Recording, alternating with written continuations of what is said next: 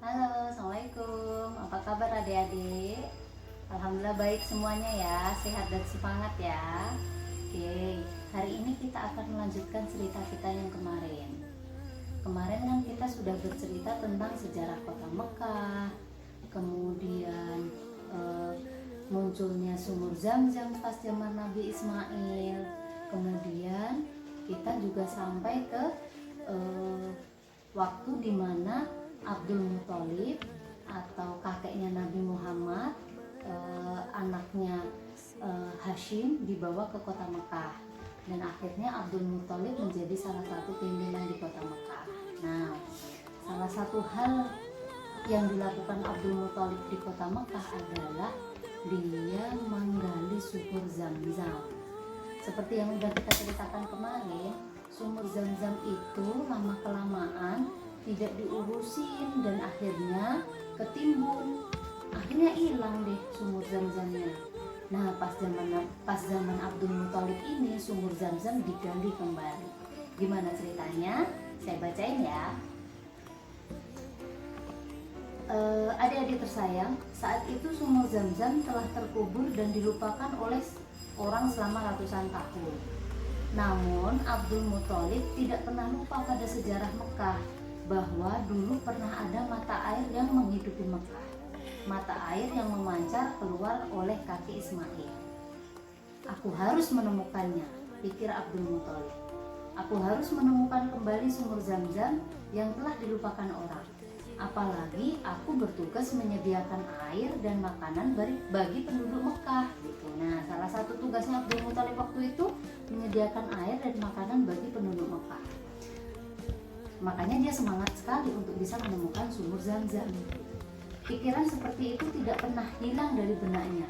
Aku harus menemukannya. Aku harus menemukannya. Semangat sekali Abdul Muthalib untuk bisa menemukan sumur Zam-Zam. Setelah itu Abdul Muthalib mengambil tembilang dan memanggil putra satu-satunya, Harits. Temani ayah mencari dan menggali sumur Zam-Zam, kata Abdullah kepada Harits. Harits mengangguk. Kemudian mereka mulai mencari di mana dulu letak mata air Zam-Zam berada. Setelah beberapa kali mencoba menggali di beberapa tempat, sumur Zam-Zam tidak juga ditemukan. Ayah, mungkin sumur Zam-Zam memang telah hilang, kata Harits. Tidak nak, ayah yakin sumur itu masih ada. Kita harus menemukannya. Orang-orang Mekah akan hidup lebih baik jika sumur Zam-Zam ada di tengah kita, kata Abdul Muthalib. Dengan gigih keduanya pun terus mencari. Orang-orang Quraisy, penduduk asli Mekah, melihat perbuatan mereka dengan heran. Mengapa engkau masih terus menggali, Abdul Muthalib? Bukankah dulu nenek moyang kita Mu'adz bin Amr pernah menggalinya tapi tidak berhasil? Abdul Muthalib menaruh tembilangnya dan duduk. Ya, ratusan tahun yang lalu Mu'adz bin Amr, mertua Nabi Ismail, pernah mencoba menggali Zam-Zam, tapi tidak berhasil. Padahal saat itu Mu'adz telah mempersembahkan sesaji berupa pedang dan pelana berpangkal emas agar sumur Zam-Zam ditemukan. Nah, apakah nanti ditemukan oleh Abdul Muthalib? Yuk kita lanjutkan ya. Nih, malam harinya dengan tubuh lelah Abdul Muthalib tertidur. Tiba-tiba dalam tidur dia bermimpi mendengar suara yang bergema berulang-ulang. Temukan sumur Zam-Zam itu, wahai Abdul Muthalib. Temukan sumur Zam-Zam, temukan. Abdul Muthalib terbangun dengan keyakinan dan semangat baru. Esoknya dia mengajak Harits menggali dan menggali dengan lebih giat. Rasa heran orang-orang Quraisy yang melihatnya berubah menjadi tawa. Kasihan Abdul Muthalib, mungkin dia sudah kehilangan akal sehatnya, kata mereka satu sama lain. Suatu saat ketika mereka sedang menggali di antara berhala Isaf dan Na'ilah, air membersit. Air, Harits, lihat ada air, seru Abdul Muthalib saking kagetnya. Ayo kita gali terus, ayah, ayo kita gali terus, kata Harits. Ketika mereka menggali lebih dalam, tampaklah pedang-pedang dan pelana emas yang pernah ditaruh oleh Mu'adz bin Amr zaman dahulu. Melihat penemuan itu, orang-orang Quraisy datang berbondong-bondong. Abdul Muthalib, mari kita berbagi air dan harta emas itu, pinta mereka. Tidak, tetapi marilah kita mengadu nasib antara aku dan kamu sekalian dengan permainan kit atau anak panah. 2 anak panah buat Ka'bah, 2 buat aku, dan 2 buat kamu. Kalau anak panah itu keluar, dia mendapat bagian. Kalau tidak, dia tidak mendapat apa-apa. Begitu katanya. Usul ini disetujui. Juru kit mengudinya di tengah-tengah berhala di depan Ka'bah. Ternyata anak panah Quraisy tidak ada yang keluar. Pemenangnya adalah Abdul Muthalib dan Ka'bah. Karenanya dapatlah Abdul Muthalib meneruskan tugasnya mengurus air dan keperluan para tamu Mekah setelah sumur Zam-Zam memancar kembali. Mengingat beratnya tugas itu, Abdul Muthalib sangat ingin agar dia mempunyai banyak anak laki-laki yang dapat membantunya. Nah, apakah keinginan itu terkabul? Nanti kita lanjutkan lagi ya.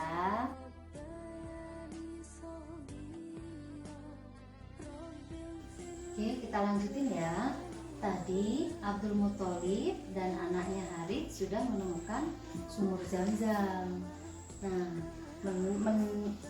menyadari bahwa tugasnya itu sangat berat, Abdul Muthalib ingin agar bisa mempunyai banyak anak laki-laki yang bisa membantunya. Kemudian Abdul Muthalib bernazar.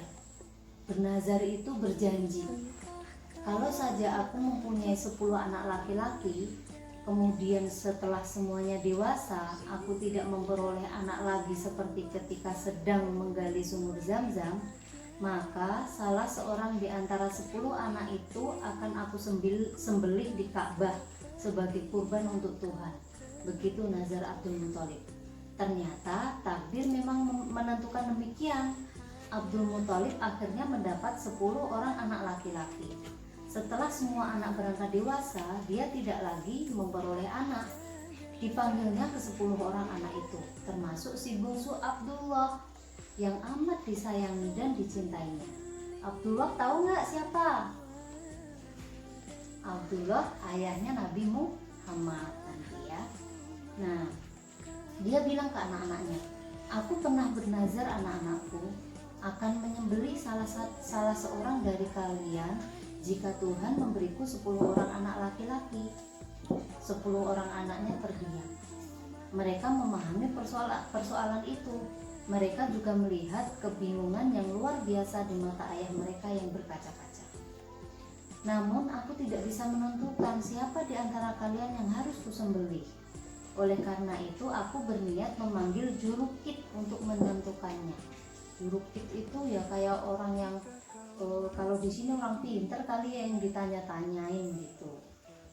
Akhirnya di hadapan patung dewa tertinggi di Ka'bah, juru kit meminta setiap anak menulis namanya masing-masing di atas kit pakai anak panah kayak gini. Nah ini kan panah, ada namanya di sini Abdullah, terus nama siapa-siapa sampai 10 anak panah kayak gini dimasukin di sini. Nah, kemudian dia mengocok anak panah tersebut di hadapan berhala Hubal. Nama anak yang keluar adalah Abdullah. Melihat itu, serentak orang-orang Quraisy datang dan melarangnya melakukan perbuatan itu. Batalkan keinginanmu Abdul Muthalib, mohon ampunlah kepada Hubal supaya kamu bisa membatalkan nazarmu, kata orang-orang Quraisy. Nah, sanggupkah Abdul Muthalib menyembelih anak kesayangannya? Apalagi tidak ada orang yang menyetujui niatnya itu. Nah, akhirnya dengan membajakan hati, maksudnya dengan menguatkan hati, Abdul Muthalib menuntun Abdullah menuju sebuah tempat di dekat sumur Zam-Zam yang terletak di antara 2 berhala Isaf dan Na'ilah. Di tempat itulah biasanya orang-orang Mekah melakukan pengorbanan hewan untuk dewa-dewa mereka. Namun masyarakat semakin keras menghalangi Abdul Muthalib melakukan niatnya. Akhirnya kekerasan hatinya pun luluh. Jadi Abdullah itu anaknya sangat baik. Makanya orang-orang Quraisy menghalangi, jangan Abdul Muthalib, jangan. Abdullah kan anaknya baik, kenapa kamu sembelih untuk kurban kayak gitu. Nah akhirnya hatinya luluh. Baiklah, tetapi apa yang harus kulakukan agar berhala tetap berkenan kepadaku? Kata Abdul Muthalib. Kalau penebusannya dapat dilakukan dengan harta kita, tebuslah, kata Mughirah bin Abdullah dari suku Makhzum.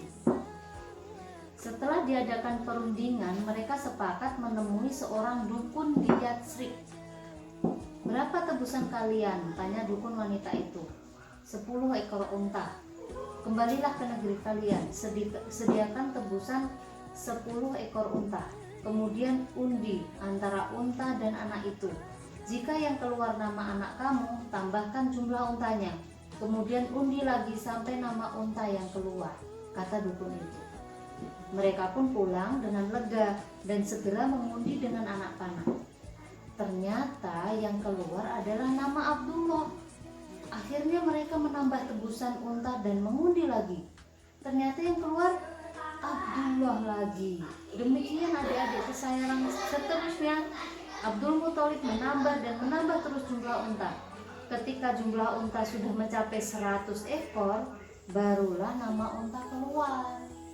Jadi pas diundi keluar Abdullah, tambahin lagi 10 unta jadi 20, diundi lagi, keluar lagi Abdullah, tambah lagi 10 unta, diundi lagi, keluar lagi Abdullah, tambah lagi 10 unta, diundi lagi, tak sampai udah 100 unta, baru keluar unta. Jadi akhirnya yang Abdullah ditebus dengan 100 ekor unta. Dewa sudah berkenan, seru orang-orang. Tidak, bantah Abdul Muthalib, harus dilakukan sampai 3 kali. Akhirnya diundi sampai 3 kali. Akhirnya setelah 3 kali dikocok, yang keluar adalah nama unta. Dengan demikian 100 ekor unta itu pun disembelih dan dibiarkan begitu saja tanpa disentuh manusia dan hewan, karena mereka beranggapan bahwa unta itu untuk dewa. Tuh, zaman dulu tuh kayak begitu. Sayang ya, 100 ekor unta disembelih terus dikasih ke dewa, nggak dimakan sama orang, ditunggu sampai busuk gitu. Nah, kemudian ini cerita tentang si penguasa Yaman. Siapa itu si penguasa Yaman? Saat Abdul Muthalib memimpin Mekah, ada sebuah peristiwa dahsyat. Kejadian ini bermula dari Yaman, sebuah negeri yang terletak jauh di sebelah selatan Mekah.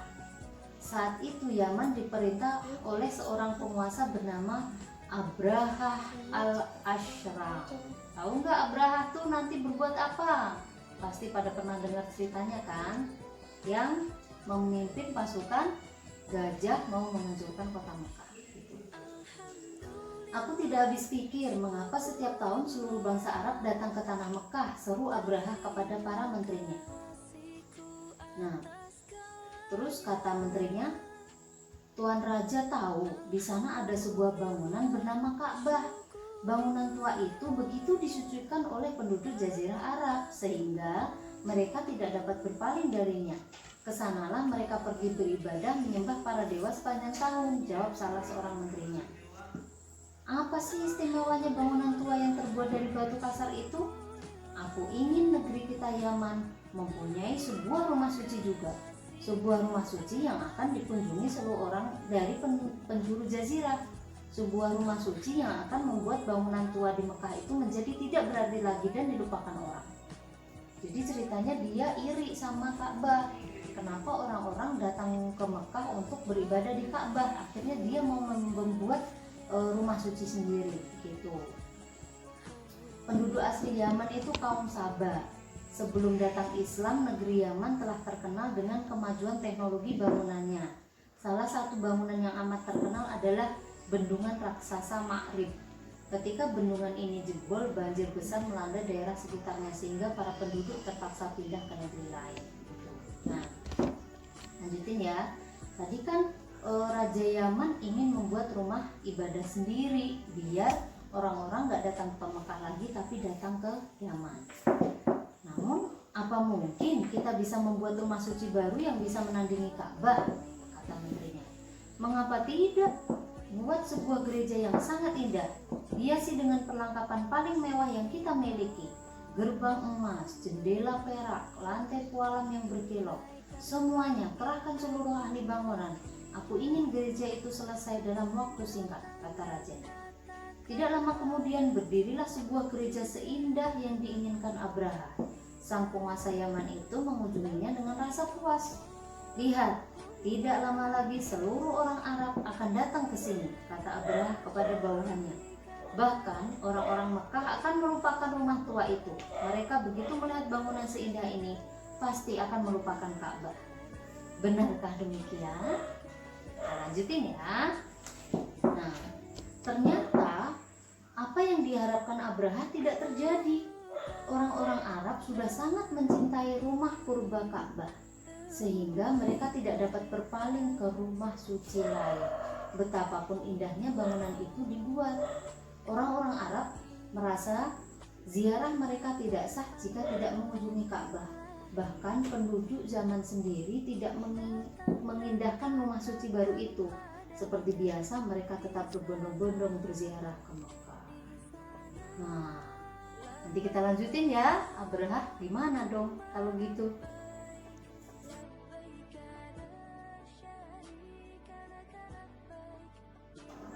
Oke, kita lanjutin ya.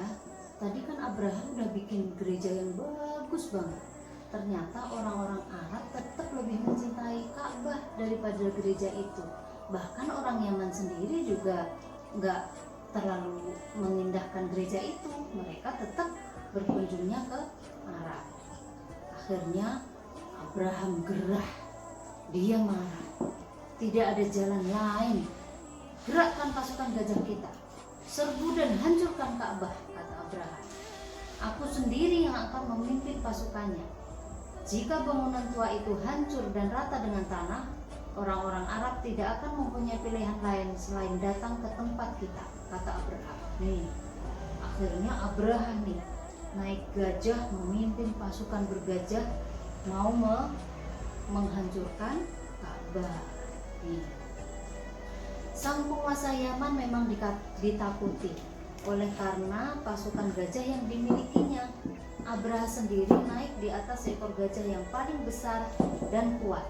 Maju, perintahnya. Trompet pun membahana dan bumi seolah pecah oleh gemuruh pasukan gajah yang maju ke medan perang. Dubrung, dubrung, dubrung, dubrung, gitu kali ya bunyinya. Kayak gempa deh. Mendengar keberangkatan pasukan ini untuk menghancurkan Ka'bah, penduduk Jazirah Arab terkejut bukan kepala. Walaupun tahu pasukan Abraham begitu kuat, jika jiwa kepahlawanan orang-orang Arab menjulang di hadapan musuh. Zunafar, seorang bangsawan Arab, mengerahkan masyarakatnya untuk menahan gerak maju Abraha. Akan tetapi dia dikalahkan dan ditawan. Kemudian Nufail bin Habib Al-Qat'ami memimpin pasukan kabilah Syahron dan Nahis. Namun dia juga dikalahkan dan dijadikan penunjuk jalan pasukan Abraha. Nah, apa yang akan dilakukan Abdul Muthalib ketika mendengar sebuah pasukan besar datang menuju negerinya untuk menghancurkan rumah suci Ka'bah?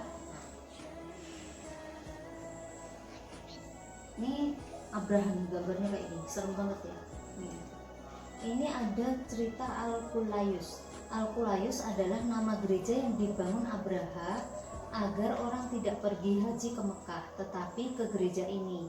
Mengetahui maksud Abraha ini, bangsa Arab marah karena kecintaan mereka pada Ka'bah sudah mendarah daging.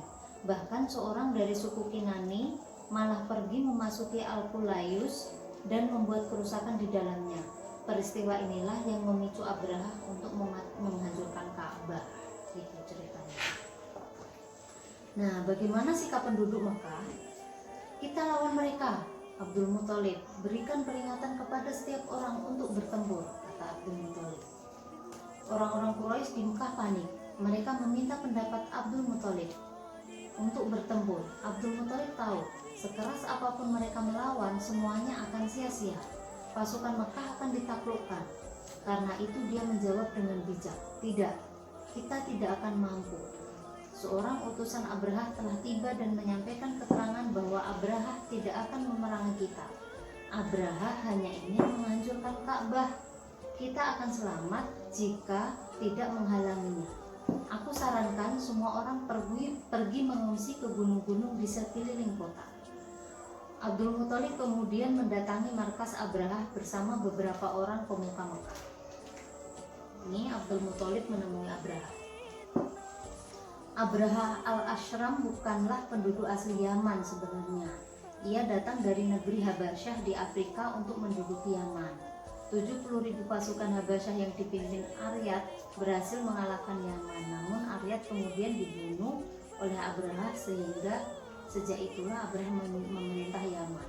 Cerita Abrahah bisa jadi raja di Yaman itu seperti itu. Nah, tadi Abdul Muthalib menemui Abrahah di markasnya bersama beberapa orang pemuka Makkah. Kemudian kata Abdul Muthalib kepada Abrahah, kembalikan unta-unta kami yang dirampas pasukanmu. Akan ku kembalikan unta-unta itu. Apakah ada hal lain yang engkau minta? Tanya Abrahah. Urungkan niatmu untuk menghancurkan Ka'bah. Jika engkau mau, kami akan berikan sepertiga harta dari daerah Tihama yang subur. Abrahah menggeleng. Tidak. Kalau begitu kami serahkan pengamanan Ka'bah kepada Tuhan pemilik Ka'bah. Jawab Abdul Muthalib lalu pergi. Adik-adik tersayang, gini kota Mekah kosong melompong. Penduduknya telah mengungsi. Jalan lebar terbuka bagi Abrahah untuk menghancurkan Ka'bah yang letaknya sudah di depan mata. Siapakah yang mampu menghalangi kekuatan sebesar itu? Nah, Allah lah yang melindungi rumah sucinya. Ketika pasukan Abrahah bergerak mendekati Ka'bah, gajah Abrahah tiba-tiba berhenti. Sekeras apapun Abrahah memukulinya, gajah itu tetap duduk tenang.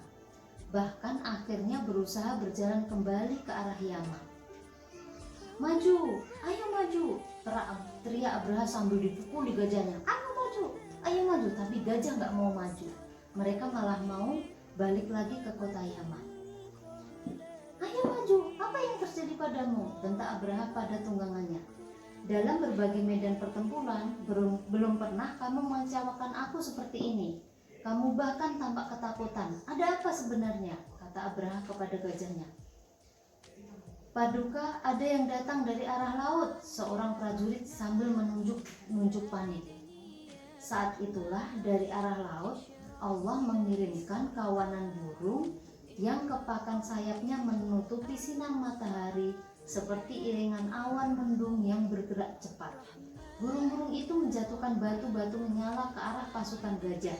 Dengan panik, setiap orang berusaha menyelamatkan diri, tetapi sia-sia. Semua orang mati kecuali Abrahah yang berhasil kembali ke Yaman. Peristiwa penyerbuan tentara bergajah ini sangat luar biasa. Maka tahun itu diberi nama Amul Fil, yang artinya tahun gajah. Peristiwa ini juga diabadikan di surat Al-Fil, yang artinya, tidakkah engkau Muhammad perhatikan bagaimana Tuhanmu telah bertindak terhadap pasukan bergajah? Bukankah dia telah menjadikan tipu daya mereka itu sia-sia?